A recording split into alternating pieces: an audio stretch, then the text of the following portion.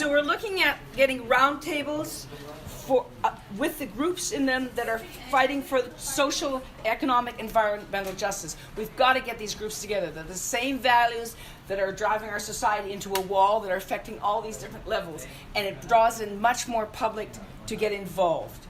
Because if you're in housing and fighting for housing, if you realize it's connected to the other and you're all in this together fighting for the values and change, change the system. Okay, number 2, we were looking at rallying CEGEP and university students because it's their future and they're involved and they've got the energy and the time that a lot of us still don't quite have, or it's on the wing. All right, and then we're looking at the real importance of being at the council meetings, making those connections, building those bonds so that you can talk to your people. With the politicians. And with the politicians, yeah, and then build up, to the top. Good. Thank you so much.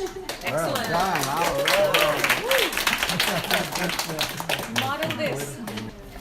Montrer l'exemple, montrer notre mode de vie positif. Donc, en fait, si on se promène en vélo dans un endroit où c'est juste des autos, on a une influence, on pense.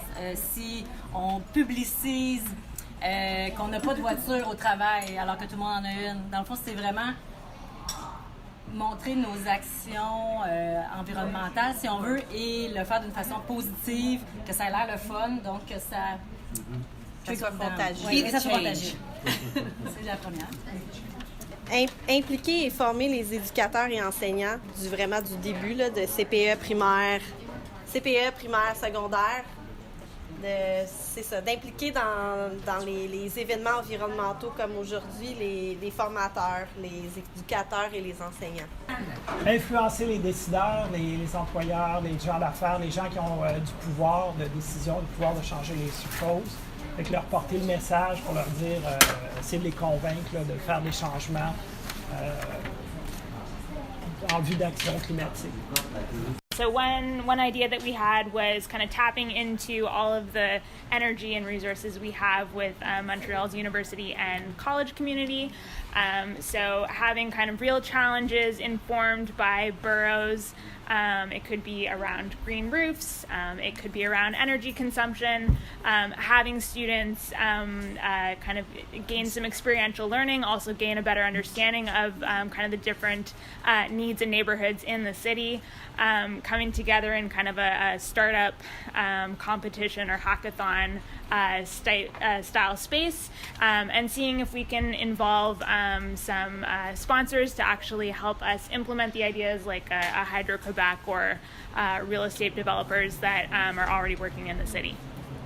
Notre première idée, c'était de développer les smart cities, donc d'avoir plus de sensors qui permettent de mesurer les flux de circulation, de consommation d'eau, de consommation d'électricité, et d'essayer d'optimiser ça pour réduire les gaz à effet de serre. On pense qu'il y a beaucoup de déchets actuellement ou de pertes reliées à ça, et il y a un potentiel dans ce domaine. Une autre idée qu'on a eue, en fait, c'est de participer le plus possible aux consultations publiques, aux audiences publiques au niveau municipal et déposer des mémoires, par exemple, ou participer à des comités consultatifs d'urbanisme, par exemple. Il y a beaucoup de comités au niveau des arrondissements. Donc, on peut faire une différence à ce niveau-là en s'impliquant. Notre troisième idée, c'était parce qu'on s'est rendu compte qu'il y avait beaucoup des idées qu'on avait qui, peut-être qu'il y avait déjà la solution quelque part à Montréal, c'est juste qu'on n'était pas capable d'accéder à cette solution. Donc on aurait envie d'avoir, si ça pouvait exister, un registre de tous les organismes qui agissent en environnement en ce moment ou en développement durable. C'est quoi, qu'est-ce qu'ils font, c'est quoi leur spécialité. Puis après ça permettrait de mettre les gens en contact. J'ai besoin de quelqu'un qui sait comment faire du verdissement. Un registre, c'est les spécialistes, pour pouvoir mettre en contact. C'était notre troisième idée. Okay, so our first point was to use networks and influencers to communicate both the importance of the issue and also attainable steps for reaching our carbon neutrality or taking climate action, like using media outlets and what do we have? celebrities and connecting them with scientists to better communicate and engage people on climate action.